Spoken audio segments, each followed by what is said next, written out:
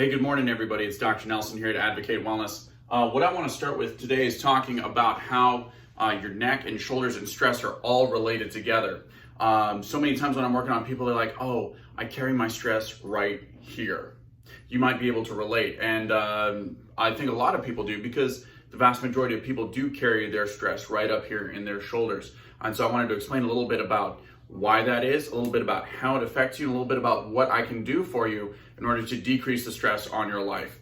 We've all been super stressed with pipes busting, being snowed in, trying to find food, being crammed up with family sometimes, trying to help out our neighbors and stuff like that. And we love these people, but also like sometimes you can get a little like cabin fever. You can be stuck on top of your kids. So like parents and stuff like that, I'm looking at you. And then also if you're out exercising, if you're an athlete or if you're a martial artist or something like that, and you're wondering, how does stress affect my performance? How does it decrease my performance? How is it stored in my body?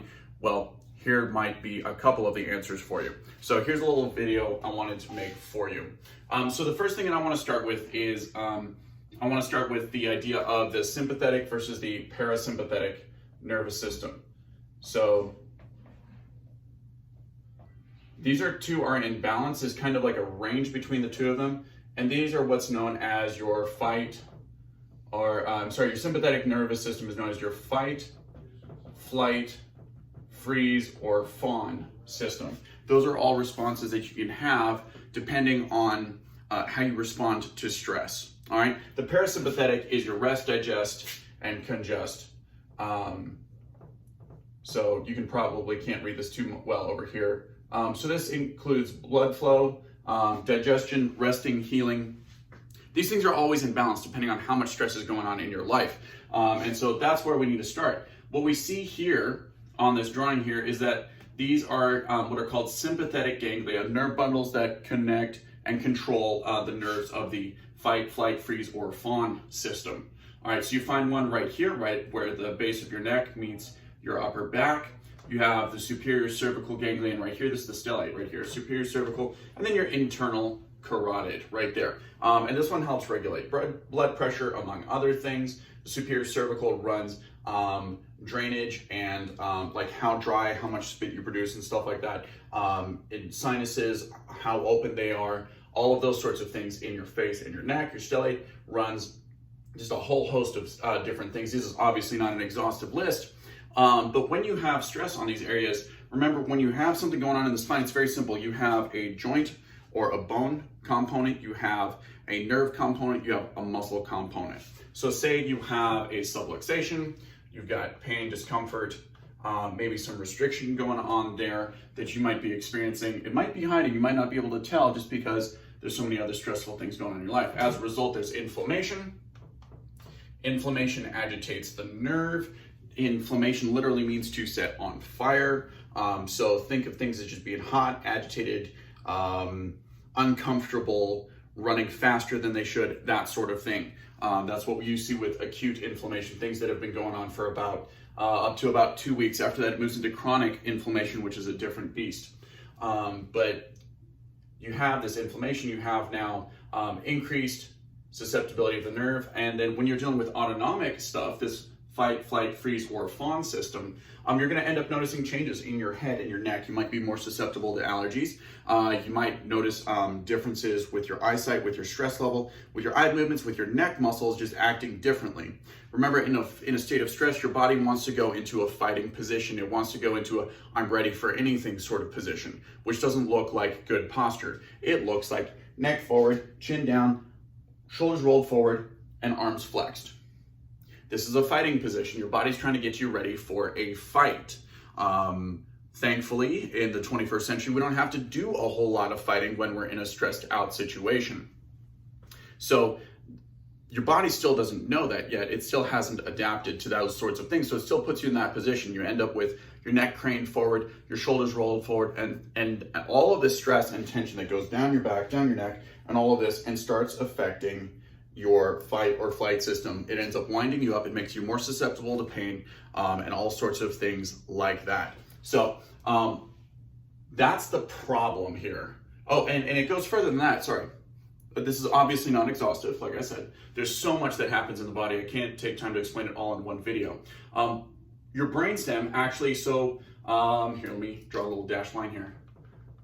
Your brainstem actually extends down to about your C3 vertebra right here. And what you find is that the fifth cranial nerves are still housed inside of the skull. And then cranial nerves 6 through 12 actually extend down into the spinal canal through C1, C2 down to C3. And so if you're thinking like breathing, that's cranial nerve 10. That's housed actually in your neck, not in your skull. If you're thinking about hearing, those nerves, cranial nerve 8, that's housed in your spine, not in your skull. Things that affect digestion, hormones, reproduction, a lot of those things, stress, pain control, it happens in between these structures. And all of the nerves, all of the muscles that attach down through here, that loop down to your ribs, that attach the different vertebrae together, that attach your shoulder to your neck, they all have an effect on these sorts of things. So that paves the road for how we can help reduce stress on your nervous system. Chiropractic doesn't heal all of the things that it affects. What happens is chiropractic detects and corrects the cause of stress in your body, in your spine particularly, but also in other joints in your body, and then allows your body to have reduced stress so it can actually deal with and properly heal. So the idea is not necessarily to make you feel better, though you probably will.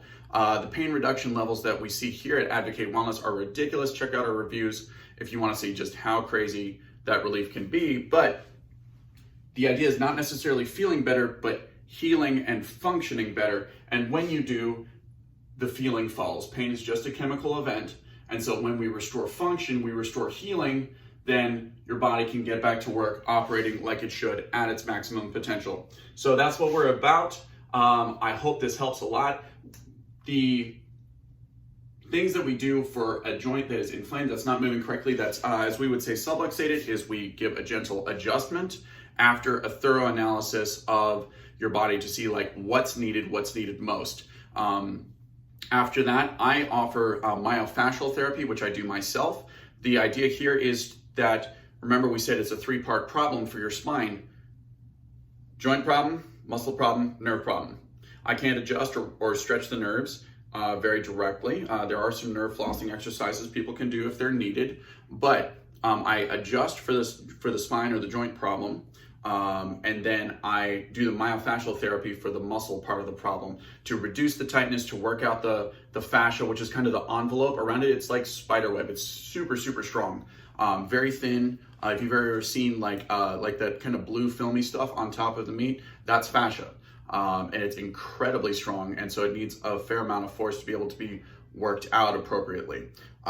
So do that. And then also doing that myofascial work for trigger points, which can cause mystery pain. So for instance, if you have a trigger point all the way out here, it can refer up to here, give you headaches at the base of your skull, loop up over the top, give you pain and discomfort up here, over the top, maybe pull at the back of the eye. At its worst, it feels like somebody's trying to suck your eyeballs back into your skull. So it hurts a ton. A lot of people experience having stress-based headaches.